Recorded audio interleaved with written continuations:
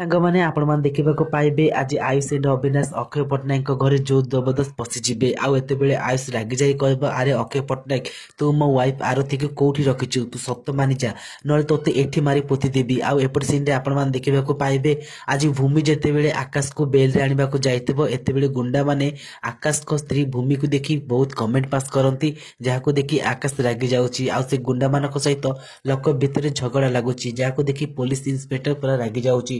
ତ ଫ୍ରେଣ୍ଡସ୍, ଆପଣମାନଙ୍କୁ କ'ଣ ଲାଗୁଛି ଆଜି ଭୂମି କ'ଣ ଆକାଶକୁ ବେଲରେ ଆଣିପାରିବ? ଆଉ ଏପଟେ ଆପଣମାନେ ଦେଖିବାକୁ ପାଇବେ ଯେତେବେଳେ ବହୁତ ରାଗିଯାଇ ଅକ୍ଷୟ ପଟ୍ଟନାୟକଙ୍କ କଲରକୁ ଧରି ତାକୁ ବହୁତ ମାରନ୍ତି, ଏତେବେଳେ ଅକ୍ଷୟ ପଟ୍ଟନାୟକ ପୁରା ଡରି ଯାଇଛି।